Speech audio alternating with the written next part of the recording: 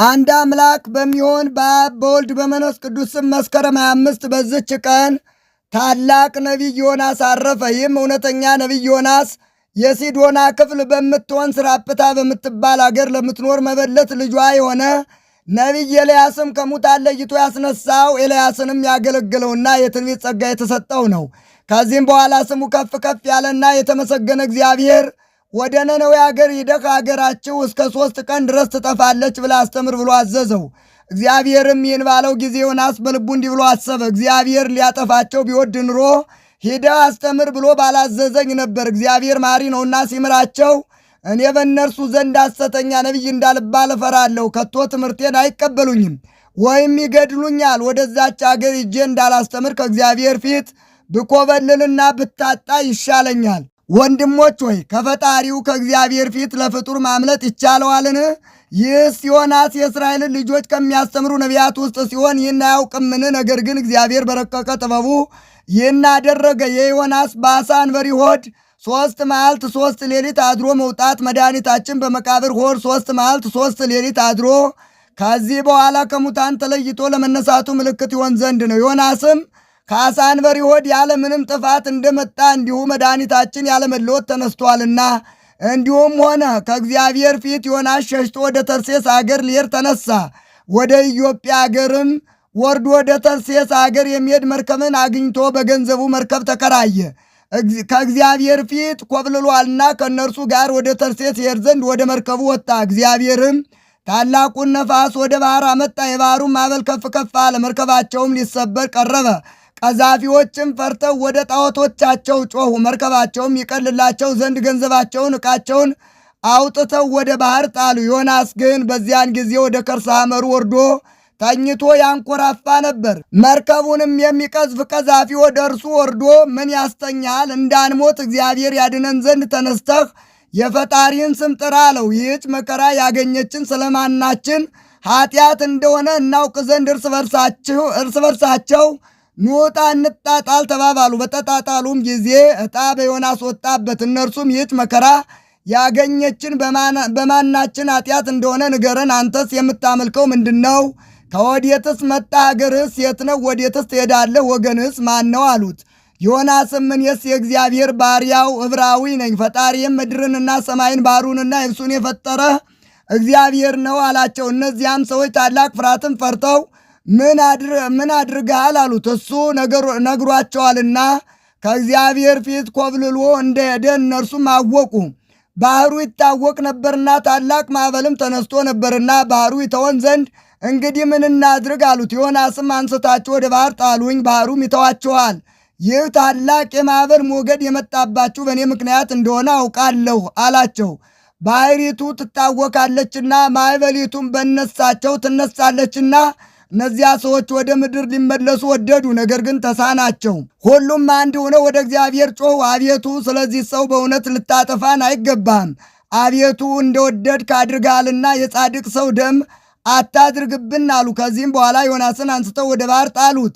ባህርም ድርጎዋን ተቀብላ ጸጥ አለች። እነዚያም ሰዎች እግዚአብሔርን ፈሩት፣ ለእርሱም መሥዋዕትን ሰዉ፣ ስለትንም ተሳሉ። እግዚአብሔርም ታላቅ ዓሣ አንበሪን ዮናስን ይውጠው ዘንድ አዘዘ። ዮናስም በዓሣ አንበሪ ሆድ 3 መዓልት 3 ሌሊት ኖረ። ዮናስም በዓሣ አንበሪ ሆድ ውስጥ ሳለ ጸሎትን ጸለየ። ከዚህም በኋላ በነነዌ አገር በኩል የዓሣ አንበሪ ዮናስን ወደ የብስ ምድር ተፋው።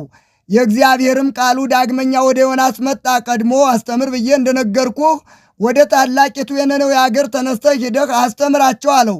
ዮናስም እግዚአብሔር አስተምር ብሎ እንደነገረው ተነስቶ ወደ ነነዌ ሄደ።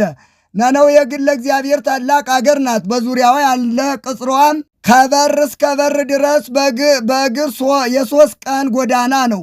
ወደ ከተማም ሊገባ ደርሶ የ1 ቀን መንገድ ሲቀረው ነነዌ እስከ 3 ቀን ትጠፋለች ብሎ አስተማረ። የነነዌም ሰዎች በእግዚአብሔር ቃል አመኑ። ጾምን እንጹም ብለው አዋጅ ነገሩ። የክት ልብሶቻቸውን ትተው ማቅ ምንጣፍ ትልቁም ትንሹም ለበሱ።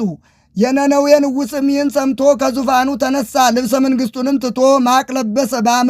በአመድ በትቢያ ላይም ተቀመጠ። ሰዎችም ቢሆኑ ከብቶችም ምን አይብሉ፣ ትልልቆችም ትንንሾችም አይጠጡ፣ እንስሶችም ወደ ሳር አይሰማሩ፣ ውሃም አይጠጡ ብሎ አዋጅ ነገረ። እግዚአብሔርም ከክፉ ስራቸው እንደተመለሱ አይቶ በእነሱ ላይ ያደርገው ዘንድ ከተናገረው ክፉ ነገር ተመለሰ። በእነርሱ ላይም ክፉ ጥፋትን አላደረገም።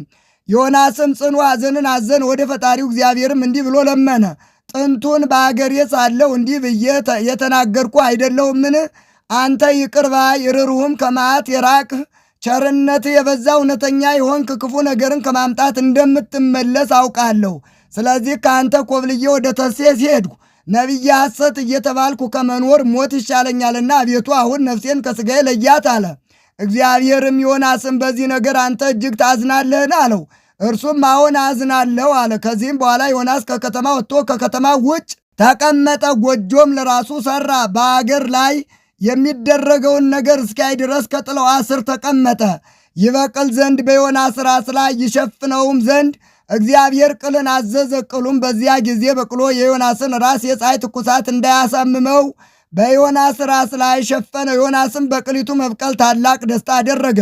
እግዚአብሔርም በማግስቱ ትሉን ይምጣ ቅሉንም ይምታ ብሎ አዘዘ። ቅሊቱንም ቆረጣት፣ እርሷም ደረቀች። እግዚአብሔርም ፀሐይ በወጣ ጊዜ የሚያቃጥል ሐሩር ያለበት ነፋስ ይምጣ ብሎ ዳግመኛ አዘዘ።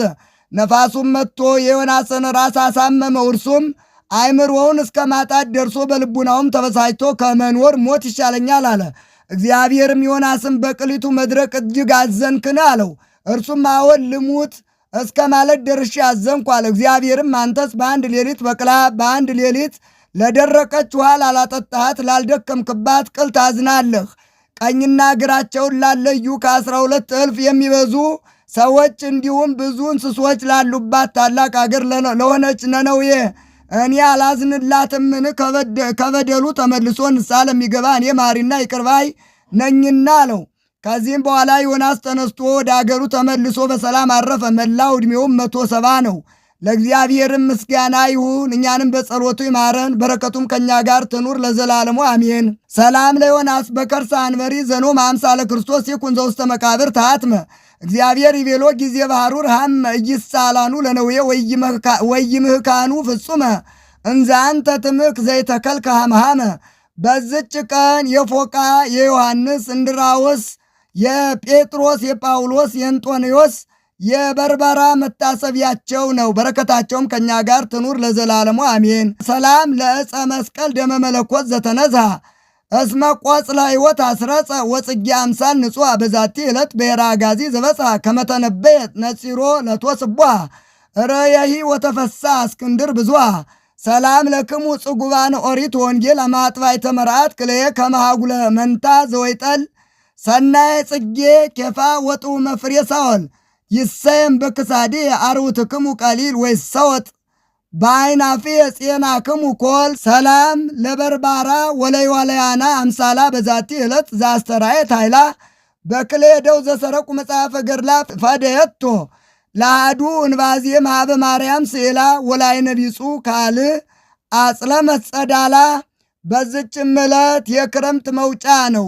ድረ አለፈ ክረምት ወገባ ዝናም ዛራይ ከግዚኦ ጽጌያተ ገዳም አፈው ሃይማኖት ናልድ ወፍሬ ምግባር ጥዑም አትገሃነ ለስባቲከ ከመ ትጋሆሙ አዳም ለጽብስት ንህ ወናስ ቃይም ዛቅረብኩ ማይሌት አዘኪሬ አይላፈ ምለተ ጸምዱ ከዘልፈ ለላነብብ ተወከፍ ዘንዴቴ መጽሐፈ እንተረሰይ ከግዚኦ ጸሪቀ መበለት ኩፈ እምላቡ በውላን ዘተርፈ ነቢያት ቅዱሳን ሐዋርያት ሰባካን ሰማዕታት ወጻድቃን ደናግል ወደ አዲ ወመነኮሳት የራን ባርኩ ባርኮ ጉባኤ ዛቲ መካን እስከ አረጋዊ ለይቆምኑ ሕፃን ለዘጻፎ በክርታስ ወለዛ ጻፎን ዘይደርስ ለዛ አንበቦ ወለዘ ተርጎሞ በልሳን አዲስ ወለዘ ሰማ ቃሎ በእዝነ መንፈስ በጸሎተሙ ማርያም አራቄተ ኩሉም ባይ ስፉር የማረን ኢየሱስ ክርስቶስ። ሰላም ለክሙ ጻድቃን ወሰማዕት ላይ ረፍቅሙ በዛቲ ዕለት መዋያን ዓለም አንትሙ በብዙ ትዕግሥት ሰአሉ ቅድመ ፈጣሪ በኩሉ ሰዓት እንበለ ንስሐ ኪያነ ኢይንሣሞት። ሰላም ለክሙ ጻድቃነ ዛቲ ዕለት ኩልክሙ እድ አንስት በባስማቲክሙ ቅዱሳነ ሰማይ ወምድር ማኅበረ ሥላሴ አንትሙ ትዝክሩነ በጸሎትክሙ በእንተ ማርያም እሙ ተማይጸነ ለክርስቶስ በሥጋው በደሙ እግዚኦ ኩነኔ ከአብ ወለንጉሥ ጽርቀ ከሊል ወልደ ንጉሥ አግር ጸራት አይተገር ያህል አገሪትን ኢትዮጵያ ለመካነነ ደብረ ቤት የለ ዓለም ዓለም አሜን።